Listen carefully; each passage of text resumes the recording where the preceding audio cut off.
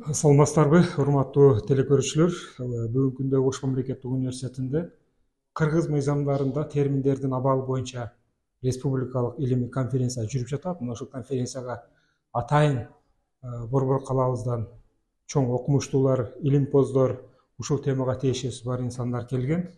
Бүгүнкү биздин студиябыздын коногу Кыргыз Республикасынын Жогорку Кеңешинин аппаратынын котормо редакциялоо жана лингвистикалык кызмат бөлүмүнүн башчысы Ибраимов Азымжан. Хош келипсиз. Мына сиз бүгүнкү тема конференциянын темасы айтып тургандай, жалпы эле ошо котормо терминология боюнча чоң тема көтөрүлүп атат да.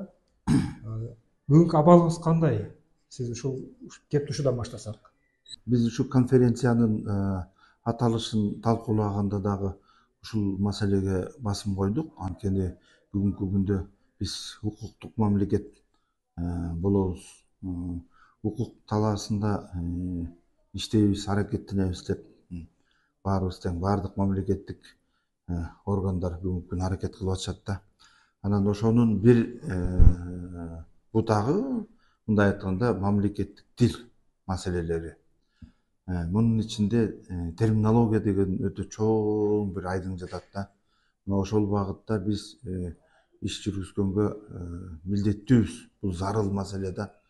Ошонун айына мына бүгүнкү күндө ушул терминдерди такташтырып, унификациялап, бирдейлештирип, анан кийин жалпы мамлекеттик органдарга, жергиликтүү өз алдынча башкаруу органдарына, башка мекеме уюмдарга баарына тең ушуну жайылтышыбыз керек да. Бул эми бүгүнкү күндүн эң актуалдуу маселелеринин бири.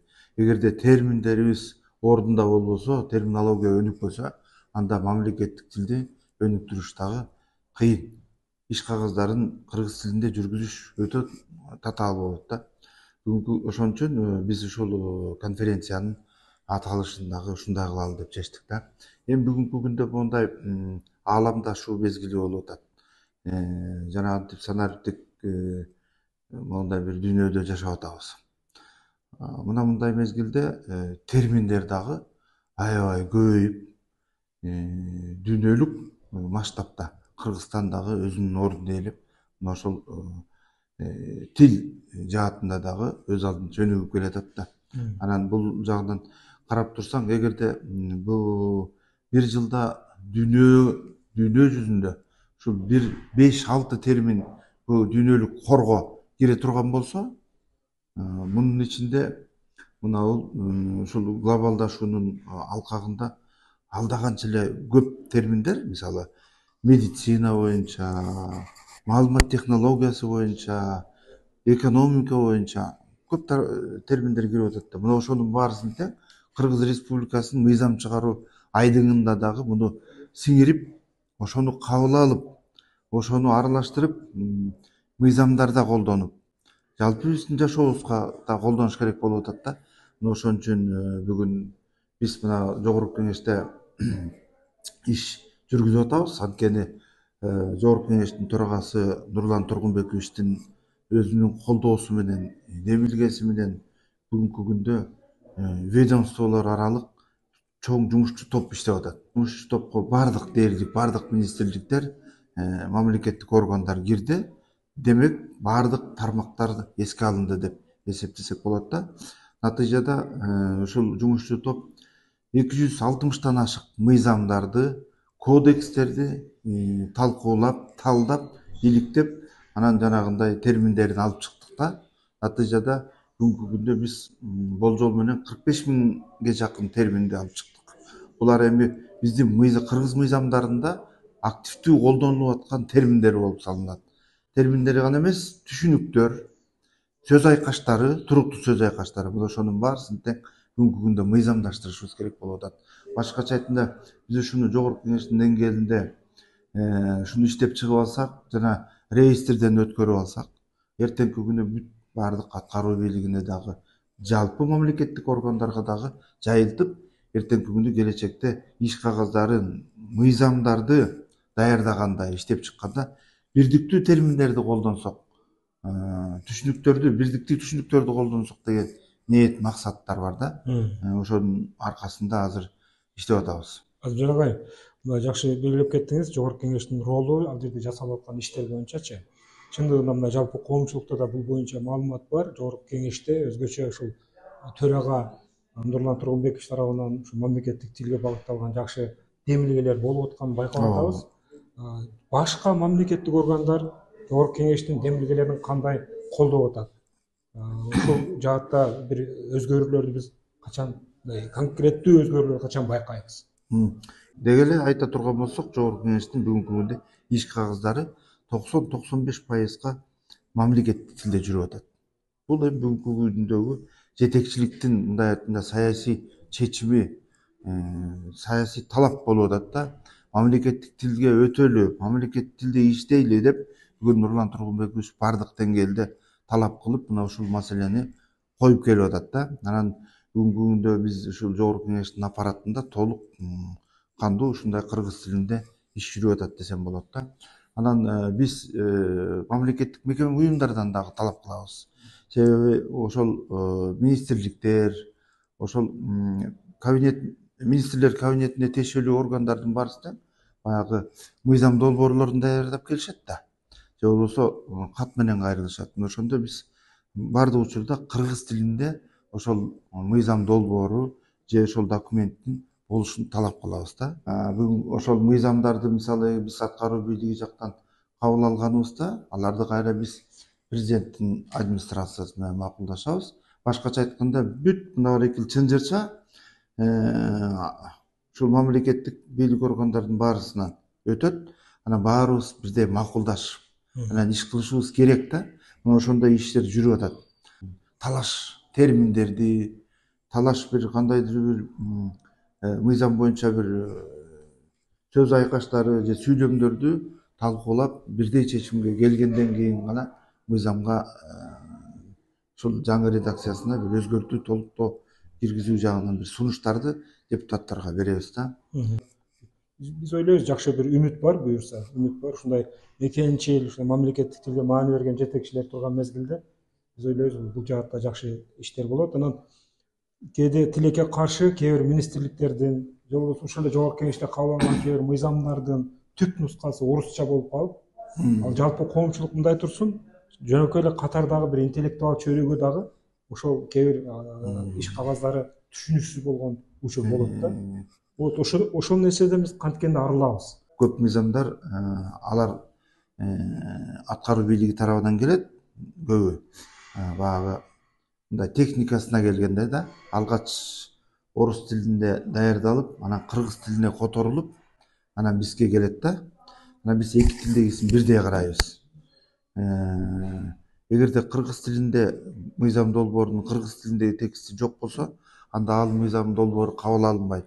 Биздин бөлүм мына ошол мыйзам долбоорлорунун кыргыз тилиндеги тексттерин ошол редакциялап, аутенттүүлүгүн текшерип, терминдердин туура пайдаланылышын, жалпы мыйзам долбоорунун стилдик жактан ушу мыйзам талаптарына жооп беришин,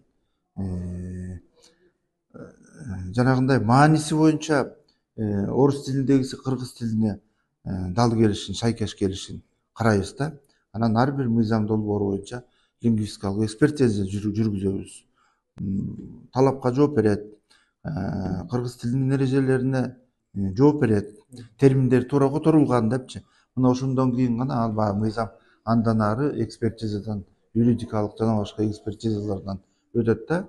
Ошо бүгүнкү биздин конференциянын максаты дагы ушул ченемдик укуктук актылардагы терминдерди бирдейлештирүү.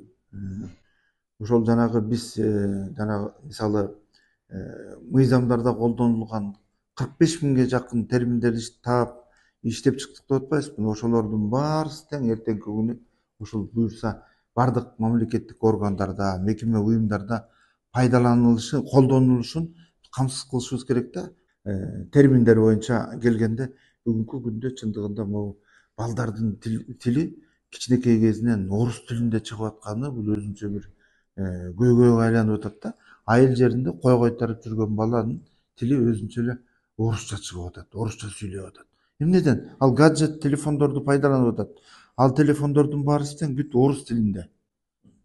Ал бала ошол жерден орус тилиндеги мультфильмдерди көрүп атат, орус тилинде маалыматтарды окуп атат, башка нерселерди көрүп атат да. Анан баланын тили ушул мынабу жаңы маалымат технологиялары менен кошо жанагы санариптик могу процесс менен кошо өнүгүп атат да. Ошон үчүн мен бүгүнкү күндө сунуш киргизип атам. Мүмкүн бул процесс мамлекеттик деңгээлде канчалык жүрүп атат билбейм, бирок ушул компьютердик технологиялардын баарысы, гаджет, телевизор, телефондордун баарысы тең Кыргыз Республикасынын территориясына, аймагына киргенде, кирип жатканда, ал кыргыз тилиндеги программалар камсыз кылынгандан кийин гана киргизилсе абдан жакшы болот эле да. Мына ошондо балдар ошол кыргыз тилинде колдонгонго өтөт беле. Мүмкүн жанагынтип компьютерлерибиз кыргыз тилинде программалар менен камсыз болсо, ошол кыргыз тилинде иштегенге абдан жакшы болот эле. Телевизорлордун программаларындагы, жана интернет программаларындагы ошентип камсыз кылсак, бул абдан жакшы болмок да. Анан мындан тышкары мен мындай сунушту айтып атам. Мамлекеттик кызматкерлерди биз канчантан бери мамлекеттик тилге өтүш керек деп эле айтып келатабыз. Даярдык көрүп атабыз. Бардык мекеме уюмдарда мамлекеттик тил боюнча адистер алынып, бардык жерде иш кагаздарын жүргүзүүнү кыргыз тилинде камсыз кылалы деп иш аракеттер 30 жылдан ашты жүрүп атат да. Бирок баягы көп мамлекеттик органдар сапаттык деңгээлде, сапат жагынан ушу мамлекеттик тилге мындай жакшы өтө албай атышат да. Мамлекеттик кызматкерлерибиз ошого жеткиликтүү даяр болбой атат чындыгында. Алар жанагы айткандай алгач орус тилинде даярдап, анан кыргыз тилине которуп атышат да. Мыйзам боюнча кыргыз тилинде даярдап, анан орус тилине башка зарыл учурларда башка тилдерге которулуш керек болчу да.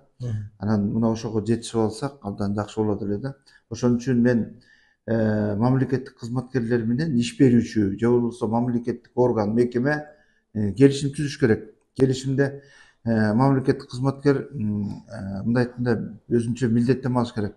Мен 2024-жылдын ноябрь айынан тартып мамлекеттик тилде иштөөгө милдеттенем деп. Же болбосо 2025-жылдын мартынан тартып ага чейин мага даярдык көрүүгө, иш кагаздарын жүргүзүүгө даярдык көрүүгө, окуп билим алууга мүмкүнчүлүк түзүңүздөрдү, шарт түзүп бериңиздерди өтүнөм деген дагы бир пункт болуш керек. Ошол шарттардын баарын тең аткарылып бүткөндөн кийин ал мамлекеттик кызматкер кыргыз тилинде иш кагаздарын жүргүзүүгө, мамлекеттик тилде иштөөгө милдеттүү болуп саналат. Эгерде ошол өзүнүн келишимде коюлган пункттарды, көрсөтүлгөн пункттарды аткара албаса, анда ал ошол келишимди бузган болуп саналат. Жана ошол келишимге ылайык ал мамлекеттик тилде иш жүргүзө албагандыгы үчүн өз кызматын ыктыярдуу түрдө бошотуп бериш керек да. Анын ордуна кыргыз тилинде иштей алган, жакшы адис болгон, кесиптик жактан даярдыгы бар башка адистерди кызматка алыш керек. Конституцияда да жазылган, эч бир жаранды мындай тил боюнча дагы кысымга албашыбыз керек деп. Ошондуктан тил боюнча кысымга албай туруп эле өзүнүн ыктыяры менен мамлекеттик кызматкер болом десе, ал өзүнүн ыктыяры менен мамлекеттик тилди билүүгө жана ошол тилде, кыргыз тилинде иш жүргүзүүгө милдеттүү. Бул конституциялык мыйзамда дагы, конституцияда жазылып турат. Кыргыз Республикасында кыргыз тили мамлекеттик тил болуп саналат деп. Иш кагаздары бардык мамлекеттик мекеме уюмдарда кыргыз тилинде жүргүзүлүш керек.